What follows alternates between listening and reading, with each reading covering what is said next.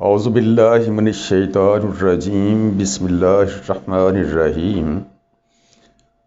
قرآن پاک کی سورہ حج میں اللہ تعالیٰ کا فرمان ہے، یا ایہا الذین آمنوا ارکعوا واسجدوا وعبدوا ربکم وافعلوا الخیر لعلکم تفلحون۔ اے ایمان والو، رکوع کرو، سجدہ کرو اور اس کی عبادت کرو، وافعلوا الخیر لعلکم تفلحون، اور بھلائی کے، خیر کے، نیکی کے کام کرو تاکہ تم فلاح پاؤ۔ ہم نے اسی ایک آیت کو ڈسکس کرنا ہے، اور اس میں ہم نے ڈسکس یہ کرنا ہے کہ یا ایہا الذین آمنوا ارکعوا واسجدوا، کہ رکوع بھی ہو گیا، سجدہ بھی ہو گیا، اس کے بعد لفظ ہے وعبدوا۔ ہم نے دیکھنا یہ ہے کہ رکوع اور سجدہ یہ نماز کے ارکان ہیں جو ہمیں پڑھایا گیا ہے، جو ہم نے سیکھا ہے، جو اسلام کا ایک بیان حصہ ہے۔ اسلام کے ارکان پورے کرنے کے بعد، نماز پوری کر لینے کے بعد، کون سی چیز ایسی ہے جس کے لیے اللہ تعالیٰ فرماتا ہے کہ وَاعْبُدُوا رَبَّكُمْ، اور اپنے رب کی عبادت کرو۔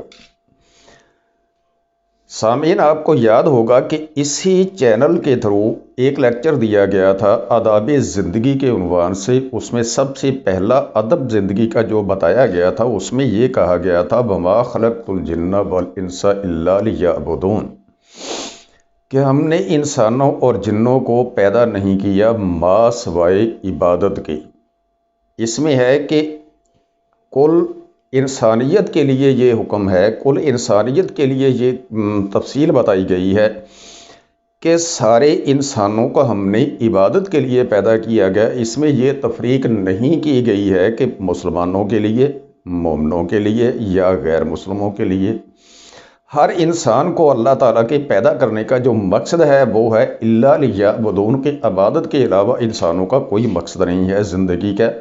اور اسی زمرے میں سارے کے سارے جنات بھی آ جاتے ہیں۔ اس سے علاوہ اللہ تعالیٰ نے سورہ بقرہ میں فرمایا ہے یا ایھا الناس اعبدوا ربکم الذی خلقکم، اے گروہ انسان عبادت کرو اپنے رب کی جس نے تمہیں پیدا کیا۔ اب اس میں بھی ساری کی ساری انسانیت، پہلے والی آیت میں جو ہے انسان اور جنوں کو، ساروں کو مجموعی طور پر کلہم کے لیے یہ کہا گیا ہے کہ اے گروہ انسان اور گروہ جن، ہم نے آپ کو پیدا کیا ہے، لیکن اس کے پیدا کرنے کا ایک مقصد ہے، وہ ہے الا لیعبدون، کہ اللہ تعالیٰ کی عبادت آپ نے کرنی ہے، اس کے علاوہ کوئی کام نہیں کرنا۔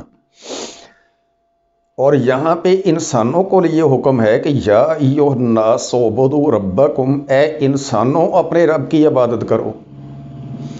سورہ حج کی آیت میں ہے کہ یا ایھا الذین آمنوا ارکعوا واسجدوا، کہ اے ایمان والو رکوع کرو، سجدہ کرو اور اللہ کی عبادت کرو۔ اب رکوع اور سجدہ کے علاوہ وعبدوا کا لفظ ہے، یہ لفظ ہے کیا بیسیکلی؟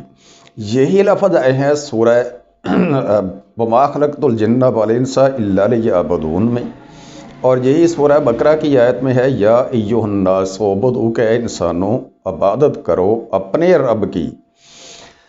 رکوع کرنا، سجدہ کرنا، ہمیں آج تک ہر انسان نے، ہر پڑھے لکھے آدمی نے، ہر عالم نے یہی بتایا ہے کہ نماز پڑھو یہ عبادت ہے، رکوع کرو یہ عبادت کا ایک حصہ ہے، اور اللہ کے حضور سجدہ کرو، گڑ گڑاؤ سجدے میں جا کے، یہ عبادت کا حصہ ہے۔ لیکن یہاں پہ اللہ تعالیٰ جو فرماتا ہے وہ یہ ہے کہ وعبدوا، عبادت کرو۔ یہ رکوع کے سجدے کے علاوہ ہے۔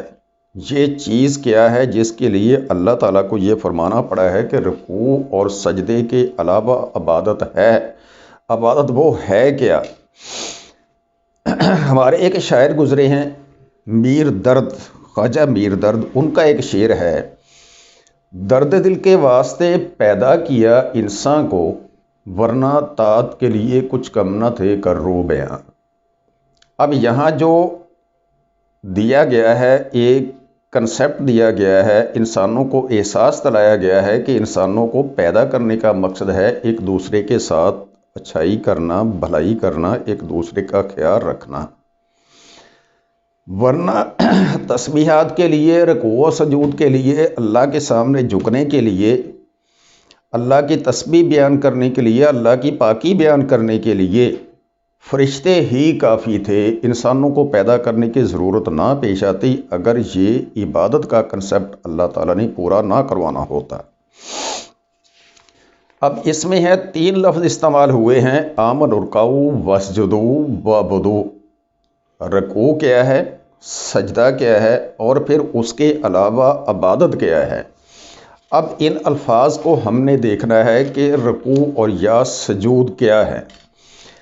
پہلے ہم لیتے ہیں سجدے کو۔ سجدے میں جس طرح سے ہمیں سمجھایا گیا ہے، ہم نے دیکھا ہے کہ دونوں ہاتھ زمین پہ رکھ کے اپنا وہ حصہ جسم کا جو سب سے اوپر ہوتا ہے، جس میں اللہ تعالیٰ معاف کرے بعض لوگوں کے سروں میں، دماغ کے اندر، ذہن کے اندر، دل کے اندر تکبر ہوتا ہے، جو حصہ سب سے اوپر ہے، سب سے بالائی پر ہے، سب سے اونچائی پر ہے، تکبر کی نشانی ہے، اس حصے کو زمین پہ رکھ کے اللہ کے سامنے دعا کرنا، اللہ کی پاکی بیان کرنے کو سجدہ کہتے ہیں۔ اب اسی سجدے کی جو تشریحات ہیں وہ قرآن پاک میں کچھ اس طرح سے آئی ہوئی ہیں۔ سورہ رحمان میں ہے وَالنَّجْمُ وَالشَّجَرُ يَسْجُدَانِ، اور تارے اور درخت اللہ کو سجدہ کر رہے ہیں یا اللہ کو سجدہ کرتے ہیں۔ اب یہاں پہ سوچنا یہ ہے کہ نہ تو درخت ہمیں سجدہ کرتے ہوئے نظر آتے ہیں، نہ ہمیں تارے سجدہ کرتے ہوئے نظر آتے ہیں، لیکن اللہ تعالیٰ کا فرمان ہے، یہ اللہ معاف کرے معاذ اللہ غلط تو ہو نہیں سکتا ہے۔ اللہ کے سامنے وہ جھکے رہتے ہیں، وہ اللہ کی عبادت کرتے ہیں، ہر وقت، ہر لمحہ، ہر گھڑی اللہ کو یاد کرتے ہیں۔ اسی طرف یہ اشارہ ہے، یہ پریکٹیکل سجدہ نہیں ہے کہ ہاں جی درخت یا تارے یا کو پتھر جس طرح سے ہے کہ سجدہ کر سکے، زمین پہ جھکے، وہ تو آلریڈی جس طرح سے اللہ نے ان کو بنایا ہے ایسے ہی ہوتے ہیں۔ اس کے علاوہ اس سے آگے جا کے اللہ تعالیٰ سورہ نحل میں فرماتا ہے وَلِلَّهِ يَسْجُدُ مَا فِي السَّمَاوَاتِ وَمَا فِي الْأَرْضِ مِن دَابَّةٍ۔ اللہ کے لیے سجدہ کر رہے ہیں جو کچھ آسمانوں میں ہے، جو کچھ زمین میں ہے، سارے کے سارے جاندار شے۔ دابت ہی ہوتا ہے جاندار شے، اور عام حالات میں یا اکثر علماء ان کو کہتے ہیں جو چلنے پھرنے کی چیزیں ہوتی ہیں۔ ساری کے سارے یہ سجدہ کرتی ہیں، لیکن جتنی چلنے والی چیزیں ہیں اس میں انسانوں کے علاوہ ہم نہیں دیکھتے ہیں کہ کوئی چیز بھی اللہ کے سامنے سجدے میں زمین پہ سر رکھ کے کبھی جھکی ہوئی نظر آتی ہے۔ اب یہ سجدہ نماز کا حصہ تو ہے، اس میں کوئی انکار نہیں ہے، یہ پھر سجدہ ہے کیا جو سارے کے سارے درخت بھی کر رہے ہیں، پتھر بھی کر رہے ہیں، تارے بھی کر رہے ہیں، اور دنیا کا ہر جاندار یہ سجدہ کر رہا ہے۔ یہ سجدہ عبادت میں شامل پھر بھی نہیں اللہ تعالیٰ نے کیا ہوا، جیسا کہ فرمایا ہے یا ایھا الذین آمنوا ارکعوا واسجدوا وعبدوا۔ اگر سجدہ ہی کلہم عبادت ہوتا تو اللہ تعالیٰ اس سجدے کے بعد وعبدوا کا لفظ کبھی نہ ہمیں حکم دیتے کہ آپ عبادت کرو۔ سورہ آل عمران میں اللہ تعالیٰ کا فرمان ہے، اور یہ فرمان کلیئر ہے کہ یہ فرمان اہل کتاب کے لیے ہے، جو اسلام سے پہلے والے گزرے ہیں ان کے لیے۔ ان کے بارے میں جہاں پہ فرماتا ہے اللہ تعالیٰ، ساری صورتحال بیان کی گئی ہے، وہاں سے یہ آیت ہے یتلون آیات اللہ آناء اللیل وہم یسجدون۔ وہ لوگ یعنی کہ اہل کتاب اللہ تعالیٰ کی آیات پڑھتے تھے رات کو، رات کے ٹائم پہ، رات کی گھڑیوں میں، رات کے ہر لمحے میں، راتوں کو اٹھ کے اللہ کو یاد کیا کرتے تھے، وہم یسجدون، اور سجدے کرتے تھے اللہ کے حضور۔ لیکن اب یہاں پہ ہے کہ جو ہمارے پہلے سے اہل کتاب ہے ان کے لیے نماز کے سجدے اس طرح سے نہیں تھے جس طرح سے ہمارے لیے رائج ہیں۔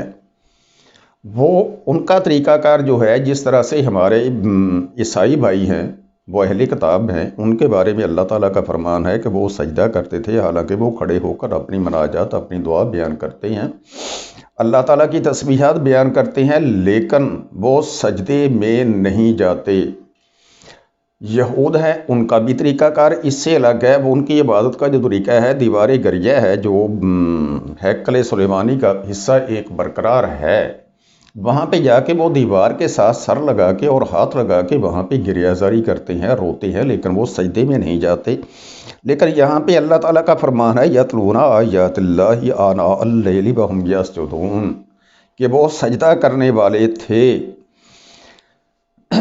اس سے علاوہ اللہ تعالیٰ نے سورہ اعراف میں بیان کیا ہوا ہے ان الذین عند ربک لا یستکبرون عن عبادتہ، بے شک وہ لوگ جو تیرے رب کے پاس ہیں یا پاس سے ہیں، وہ استکبار نہیں کرتے یا گھمنڈ نہیں کرتے یا سرکشی نہیں کرتے ان عبادت ہی، اس کی عبادت سے، ہی کا ضمیر اللہ کی طرف ہے، اللہ کی عبادت سے وہ سرکشی نہیں کرتے، اعراض نہیں کرتے، وَيُسَبِّحُونَهُ اور اس کی تسبیحات بیان کرتے ہیں، وَلَهُ يَسْجُدُونَ اور اسی کے لیے سجدہ کرتے ہیں۔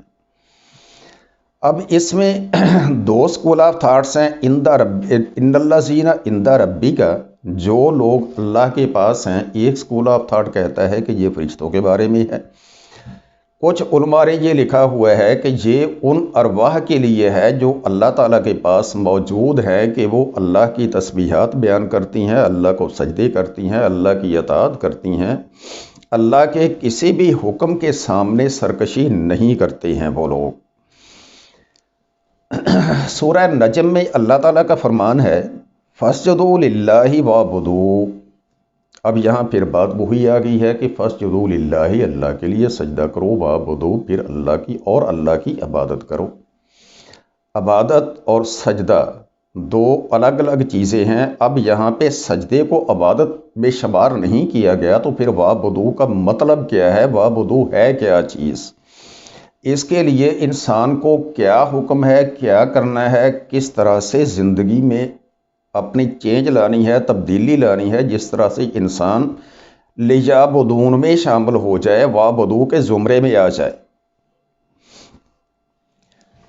زمین پہ سر رکھ کے اللہ کے تسبیحات بیان کرنے کے لیے بھی ذکر ہے دو جگہوں پہ۔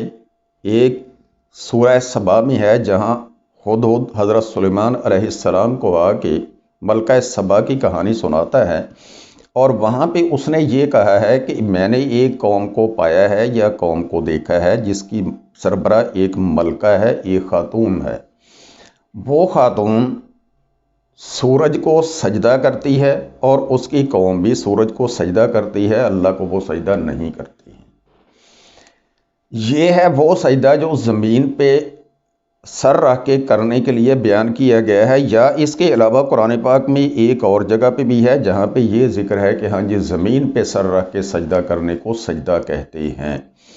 اب یہ ہے کہ یہ وہ لوگ تھے جن کے اوپر نماز فرض نہیں تھی، ملکہ سبا یا اس کی قوم، ان کے اوپر نماز فرض نہیں تھی، وہ نماز ہمارے طریقے سے نہیں پڑھتے تھے، لیکن وہ سورج کو سجدہ پھر بھی کرتے تھے۔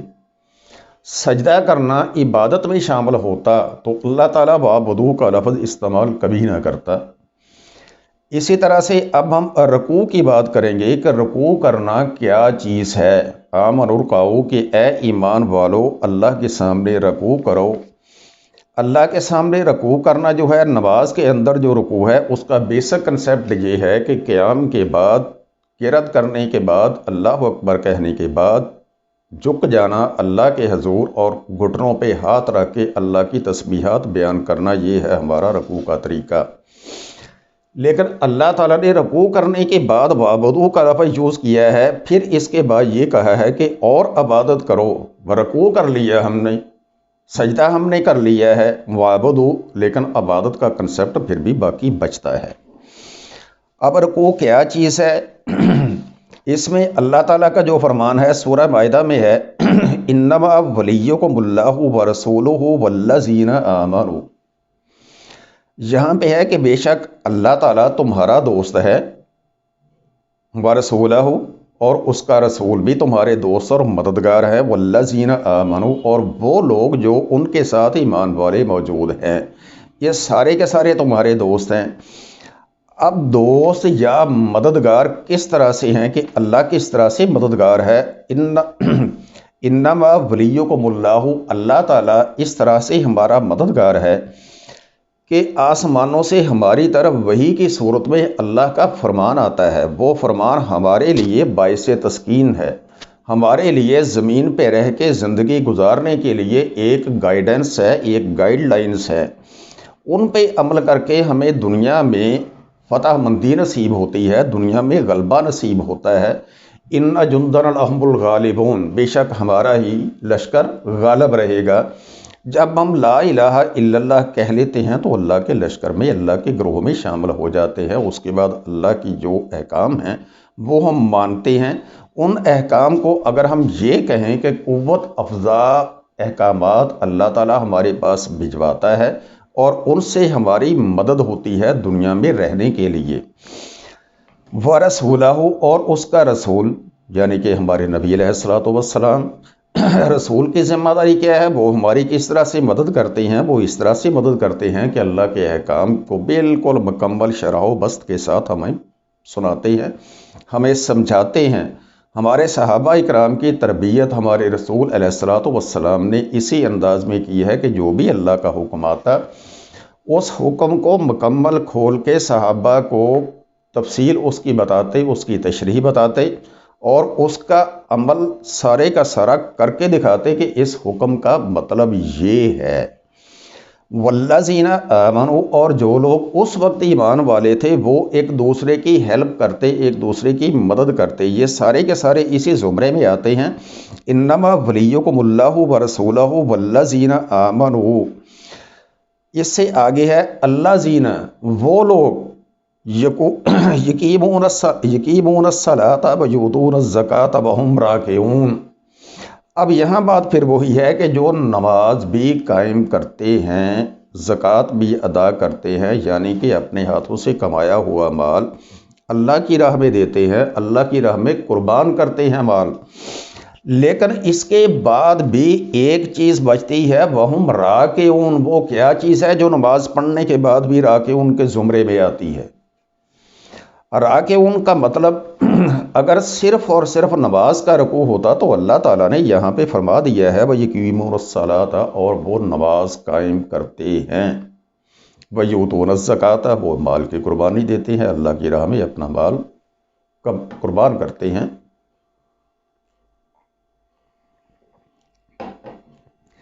پھر بھی اللہ تعالیٰ یہ فرماتا ہے وَهُمْ رَاكِعُونَ، وہ رکوع کرنے والوں میں ہے۔ رکوع کرنے والے لوگ کون ہیں؟ یہ کیا کنسیپٹ ہے جس کے لیے اللہ تعالیٰ نے یہ فرمایا ہے؟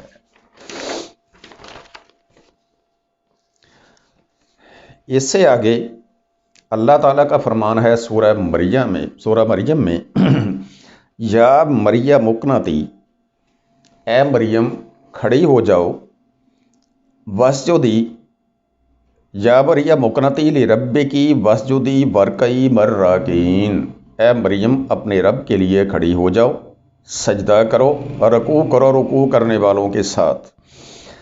اب اس آیت سے جو چیز ہمیں کلیئر ہوتی ہے، جو ہمارے ذہن میں آتی ہے کہ حضرت مریم علیہ السلام کو اللہ تعالیٰ کا فرمان ہے کہ اے مریم کھڑی ہو جاؤ، سجدہ کرو، نماز پڑھو، نماز قائم کرو۔ اب اس کے بعد سجدے کرنے کے بعد ایک چیز وہ بچتی ہے کہ ہاں جی ورکعی مع الراکعین، اور رکوع کرو رکوع کرنے والوں کے ساتھ۔ یہ سجدہ اور رکوع کا کنسیپٹ اصل کیا ہے، کیا چیز کیا ہے، اس کے پیچھے لاجک کیا ہے جس کے لیے اللہ تعالیٰ نے اتنی تفصیلات قرآن پاک میں، اس کے علاوہ اور بھی بہت ساری جگہوں پہ ہے، ساری جگہوں کو ایک ہی بار میں کور کرنا مشکل ہو جاتا ہے۔ اس لیے چند ایک آیات کے حوالے سے میں نے یہ بات کرنے کی کوشش کی ہے کہ نماز ہمارے لیے بہت ضروری ہے، نماز فرض ہے، نماز کا جز ہے رکوع اور سجدہ، لیکن عبادت کرنا اس کے علاوہ کوئی چیز ہی اور ہے۔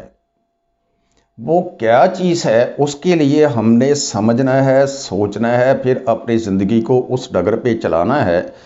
اب اس کا وعبدو کا اصل کنسیپٹ جو ہے، اصل جو واضح کرنے والی چیز ہے، ابھی میں نے صرف سجود اور رکوع کی تفصیل بیان کی ہے کہ یہ اللہ تعالیٰ نے کیا کیا فرمایا ہوا ہے۔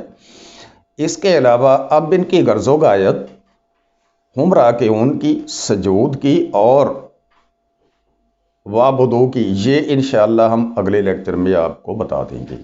وما علینا الا البلاغ۔